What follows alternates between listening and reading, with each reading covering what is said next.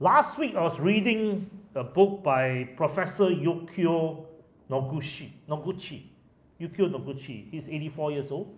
I was reading a book that he wrote in 2015 on the 70 years from 1940, from the Second World War until 10 years ago. And it was quite interesting that he reflected how his generation went through the war and saw the rapid growth of Japan in the 60s and 70s particularly, and then saw the stagnation over the last 2 or 3 decades. I'm not sure which generation you belong to, but probably over the last 20, 30 years, Japan was not doing particularly well. In a world in which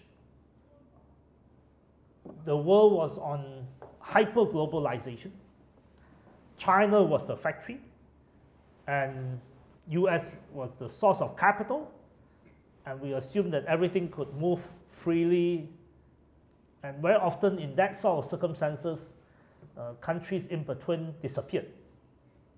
To a certain extent, I think Japan and Malaysia share very similar fate, where in that sort of structure, when the world assumed that there was only one single supply chain and nothing else in between, country in the middle didn't really do very well.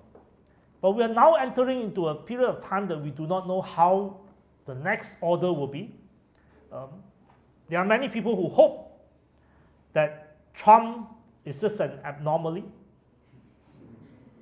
But if you look back, in terms of trade, we have Trump 1.0, and now you look back in hindsight, the Biden administration feels like Trump 1.5 in terms of trade, and we're now facing Trump 2.0.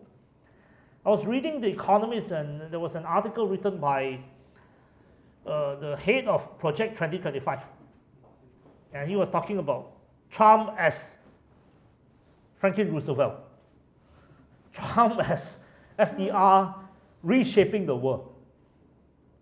And I think we must be prepared for that sort of magnitude, that we will have to see a totally changed global order, where what we assume as almost gospel true in the last 20, 30 years are no longer applicable. I want to see Malaysia in 3 middles, and perhaps that 3 middles may be relevant to ASEAN and also to Japan.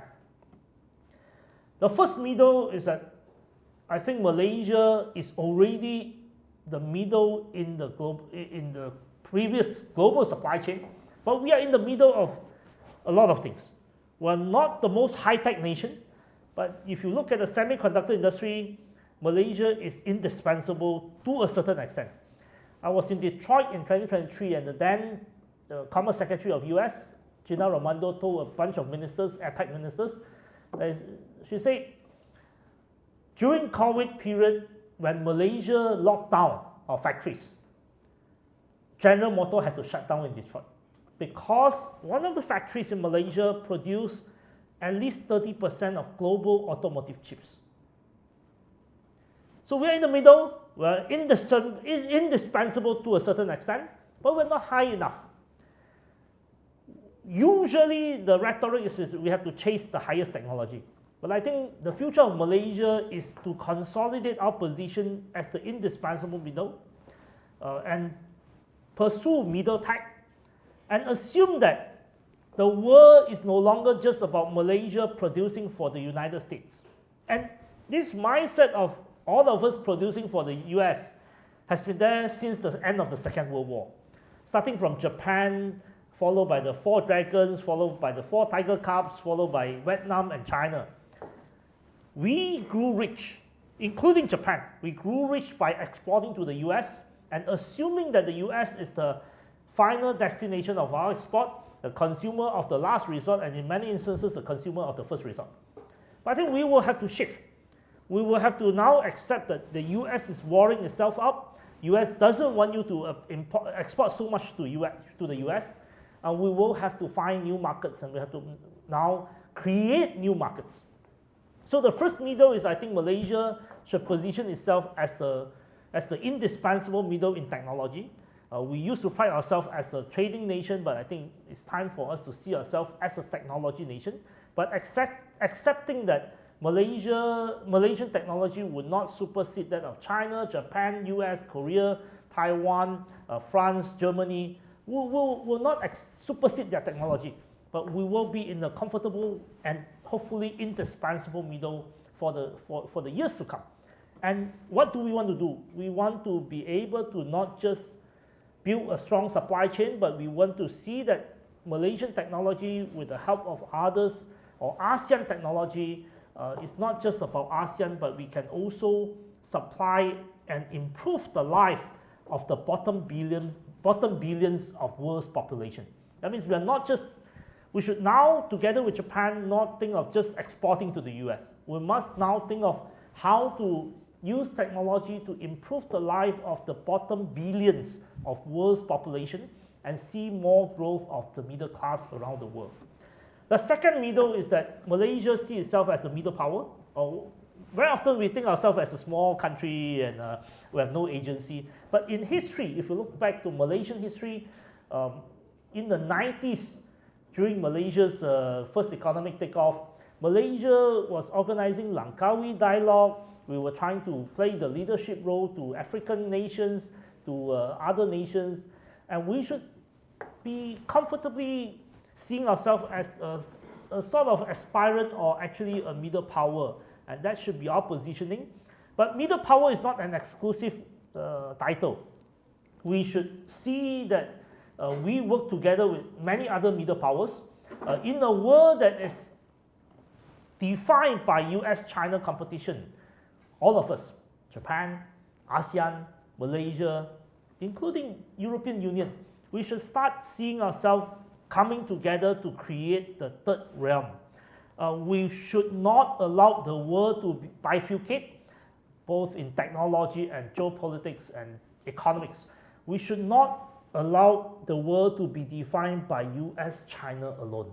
We want to create as big as possible a third realm so that it is not US-China alone. It is also US-China and everyone else and the rest of the world. And the rest of the world really required the young business leaders from Japan to step up, to play an important role together with ASEAN leaders and together with European leaders as well as others to shape a non-US, non-China space so to prevent the bifurcation of the world. The third middle that we think Malaysia should be is really to see Malaysia as a stronger middle class society. We have a sizable middle class, but not big enough. Our economies, ASEAN economies and many others in the world have been on this export-led strategy where in many instances we suppress wages in order to export. But now the question is, can we continue to suppress wages to export when the US say, I do not want so much of your import? So I think it's time for us to think about our societies as middle class society, to create stronger middle class societies. And that means paying people better. That means dealing with cost of living, dealing with healthcare, aged care, to create more resilient societies among our midst, and also through stronger and also more resilient societies, we create middle class and we create consumer market. So if the world has more consumer markets, if the world is not just about US consumers, the world have a stronger consumer market in Japan, in China, in Europe, in ASEAN, it will be a different world and a better world. So I think these are the broad views at how I see Malaysia. And I think these three middles is applicable to ASEAN. This three middle is also applicable in many ways to how Japan and the rest of the world can see itself so that we prevent a US-China bifurcation. Lastly, just a few points about Malaysia and Kuala Lumpur, particularly Kuala Lumpur. For many foreigners, I want to congratulate YTL for hosting all of you here. I noticed quite a few of you are based in Singapore. So many foreigners, when they look at Southeast Asia, they look at Southeast Asia and think that, oh, Southeast Asia is Singapore and everything else, the rest of Southeast Asia. So I just want to recommend to you a different way of looking at Malaysia or Kuala Lumpur. Kuala Lumpur is not just a manufacturing place, or it's not just the rest of Southeast Asia. Kuala Lumpur is Singapore at a discount. With that, I thank all of you, and thank you very much.